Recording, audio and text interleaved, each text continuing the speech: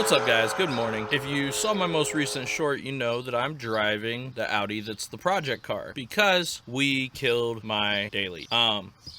We skipped timing, bent the valves in the head. That's not why we're here today. Why we're here today is the keen eye among you might have noticed that I am missing a passenger seat. The reason I'm missing a passenger seat is, like a lot of you, I work at my desk most of the day. I had a really shitty gaming chair. So I got a bright idea one day. I've got two perfectly good cars outside that have seats in them. Why don't we make one of those into my desk chair? So that's what I did. Now, I already did this. I didn't record it, I didn't make a video, and I was kind of mad at myself for doing that. So today, what we're actually gonna do is, I'm driving this car, I need a passenger seat, right? I'm going to the junkyard. I was there yesterday looking for parts for the other car and realized there's another B7 sitting in there. It's got two perfectly good seats, and the best part is their cloth, because these ones are leather. Sitting in these at your desk is nice, except for the fact that it gets hot and then you get swamp butt. Nobody wants that. So I'm going out there today. I'm going to take you guys with me. We're going to grab one of those seats out there, and then I'm going to show you how I put it all together. Basically, if you do it this way, you could build a phenomenal desk chair for yourself. So come along, let's get to it. I'm gonna try to take you guys with me. I don't know how well this is gonna work, but either way, at least you get to hear the cold start.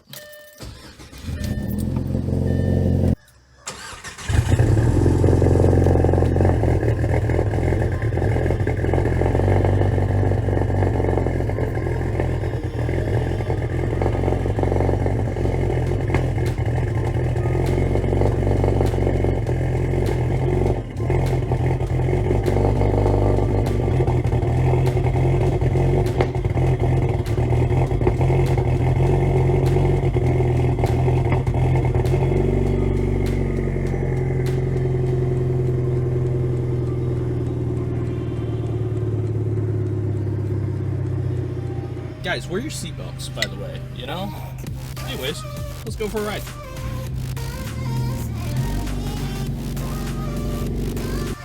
Alright, so I figured this is a good time to start giving you guys a little backstory on the B7.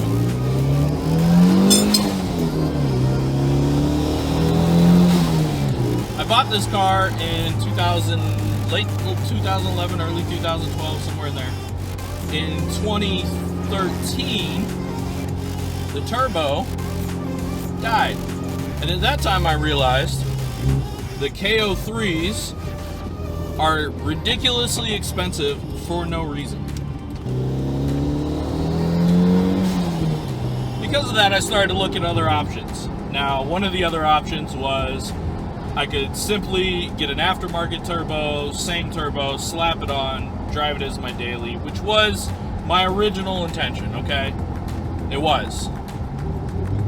But you see, I own DSMs, which means I have boxes on boxes of parts, including a couple of extra turbos. So I had a 14B, a 16G, and a 20G all sitting around. And I thought to myself, you know what? Let's put a 16G on it. It was still cheaper for me to buy flanges, buy pipes, make a downpipe, make a manifold, and get custom lines made, oil and coolant lines. It cost me less than half of what it would have cost to put a factory KO3 back on here. So that's what I did. At that time, the 16G, I didn't have a good oil restrictor, ended up blowing the seals on the 16G. So, what do I do then? Well, of course, we grabbed the 20G off the shelf. Duh. This was, like I said, 2013-ish. And I think at that time, this car was one of the first, if not the first, big turbo B7 in the country. Like a year later or something, JHM made a bolt-on 20G kit for these cars that nobody buys because it uses a Subaru 20G and it's terrible. So that's the backstory on this car. I'll probably put some pictures of when I built it up because I wasn't doing content back then and I didn't video anything other than like first startup and stuff. But I love this freaking car.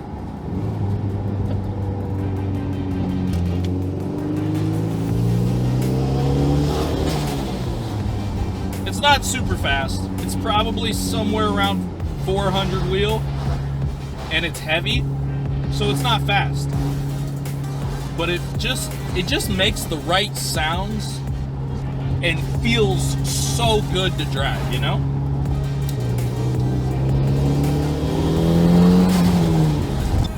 just coast or we idle, it's not too loud. It's not bad. As soon as you give it gas though,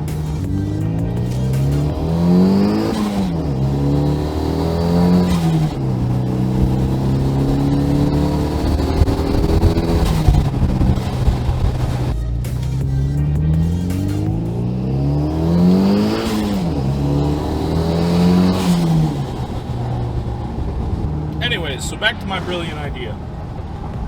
Car seat, super comfortable. Desk chairs, super not comfortable. You take a desk chair base, you take a car seat, you build a bracket, and you stick them both together. It's really a simple concept. I'm surprised more people don't do it.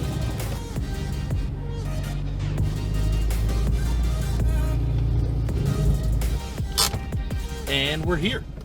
Everybody's favorite place to be. All right, guys, we're out here, pulled apart. There's heavy machinery, moving whole ass cars. And that blue one back there it is what we're here for. Let's take a look. So this is a B7, just like the one I'm currently driving. Actually has some pretty good pieces on it. Headlights are decent. I could clean those up. Motor, trans, turbo is all still in here. Hood is in good shape. And most of the body panels on the car, besides being poorly spray painted, are in good shape. It looks like somebody hit the rear quarters. This car was rear-ended, and but it's not in bad shape, and I'm really disappointed to see it here. But the good news is, since it is here, we've got this nice cloth seat, which will be perfect for our gaming chair. So we're gonna get this bad boy out. Should only take a few minutes. Super simple. Doesn't even have the frickin' book. Damn. Now, these seats are super easy to take out. The only thing that sucks, they use triple squares. But there's one bolt here, one bolt there. We'll slide it forward. There's two in the back, and we'll get it out in no time.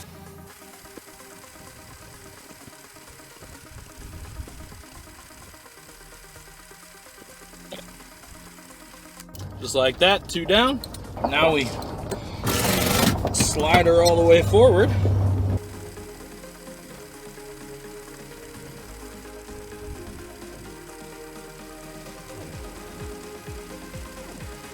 One last thing I want to show you guys. When you're taking these seats out, and B8 might even be the same way, but B5, B6, and B7 are 100% the same, is once you get them undone, what I was saying is, underneath here, there's some wiring. All we got to do, pop that out, and then unplug all these, and then we're good to yoink this bad boy out of here. These ones are just yoink, yoink, yoink. There we go. And we're out of here. All right, we're back in the car. We got the cloth seat just chilling in here. It's not attached to anything, but we'll get it home. It is a junkyard seat. Man, it is hot. I'm already sweating. It's only like 9 a.m. But we'll get it home. We'll get it cleaned up because that car was sitting with the doors and windows open and it feels a bit moist. It rained yesterday. So we'll throw it in the garage, let it dry out. I'm gonna completely deep clean it. Maybe I'll even make one of them ASMR seat cleaning videos. But yeah, we're gonna get it home and get it put together and show you guys how we do it. As we got it home, it's got some to be expected stains because it's cloth. It was sitting in the junkyard, but we're gonna get it all cleaned up. Do me a favor right now, take a guess on how much this seat cost. The cloth is perfect, the foam is great, it's got all the attachments still on it. Take a guess, leave it in the comments, I'll tell you here in a little bit. But leave a comment, tell me how much do you think this seat costs? For context, these seats are directly out of a 2008 Audi A4, and these are like the base model cloth seats. That being said, what we're doing here is we're just trying to vacuum up as much dirt out of the seats, out of the fabric and the crevices as we can before we start to actually scrub these down. So, next thing you're going to see is I'm going to spray these with this first cleaner. This is a shoe cleaner that I've actually used plenty of times. It's made for cloth and suede shoes. Does a great job at pulling all the deep stains out, and I've used that on cloth for forever. The next cleaner I spray on top of these is one that's actually made for carpet, and this carpet cleaner, it's Woolite, does a fantastic job of just breaking up all the dirt on the surface so we can move from that into using our brushes. Now, these brushes are ones you can get on Amazon, super cheap, like 15 to 25 bucks. I'll put a link in the video description for this, but this will allow you to get these pretty cheap, use them with any standard drill. We're not pressing down on these firmly, we're just kind of letting them right across the top of the surface here and be able to break up all this dirt. And then after that, we'll get out the shop vac and suck all the rest of it up. Now, obviously, if you have a steam cleaner, that would be a better choice to use. However, you want to be careful with steam and the foam, or steam and certain fabrics, because you don't want to damage it. So a lot easier to do it this way, not worry about damaging it, just with either a shop vac or a standard extractor. All right, guys, we got the seat all cleaned up, and I cannot believe how freaking good this thing looks. Remember, we had water stains, we had all kinds of old markings on it. Now this thing is absolutely beautiful. All right, guys, we got our seat all cleaned up, and you may be wondering, how are we gonna turn this into this? This is our crappy gaming chair that we had. It looks nice. It costs like 250 bucks, but this padding wore out within a couple months. So this thing is extremely uncomfortable, terrible for your back. Don't want to be sitting in it for extended periods of time. So to put this on this is what we need. Here we have our bracket. Now, I built this simply with some 1/4 inch by 1 inch steel plate and some 3/4 inch square tubes. You can get these at any local hardware store like Home Depot, and then just some bolts. I welded these pieces together. However, if you don't have a welder or the skills to weld, you can also just drill more holes and bolt them together. So all I had to do was get these bottom pieces, which you can get on Amazon. I'll have links in the bio. And it's a base, the shock itself, which does go up and down, and this top tilting base. Buy them on Amazon, extremely cheap. Build one of these brackets, and then take a seat from whatever your favorite car is, measure the bolt pattern, and you can make your favorite car seat into your desk chair too. Let's put it together.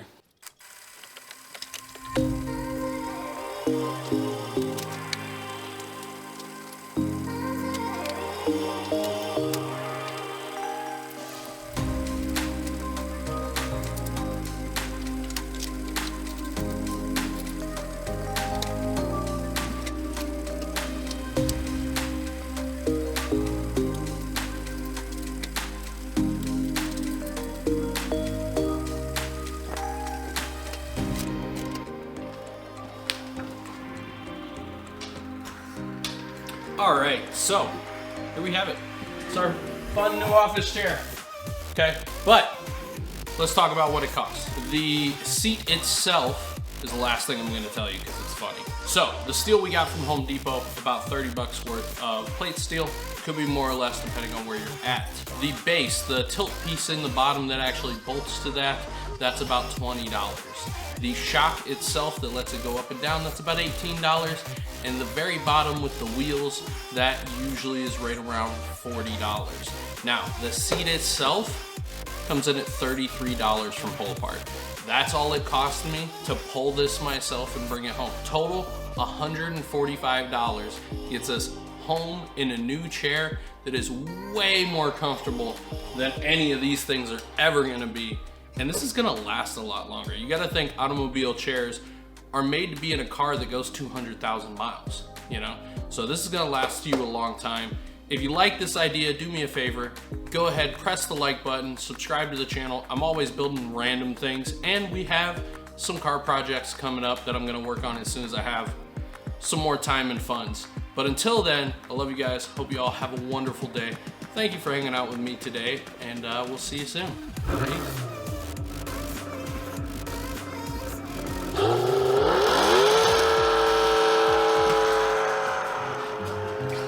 Hi, Bubba's. Hi. You wanna be in the video? You wanna be in the video? Yes, you wanna be in the video? Yeah? Okay, love you. Kisses? Thanks. Thanks, Bubba's. Okay, can I record now? Yeah. Go on. Bubba, go. Go lay down. Go. Now, you're probably wondering, I'm not gonna be able to record this without the puppy because we're doing it inside. Okay, we got the seat all cleaned up, okay? Now, what we gotta do is we gotta be able to turn it into this. You might be asking yourself, how are we gonna do that? Well, it's actually simpler than you might think, and here's how. Through video magic, we turned Riley into a seat, bottom, and bracket. Bub, go down. Go lay down. Go. He's not gonna leave the frame.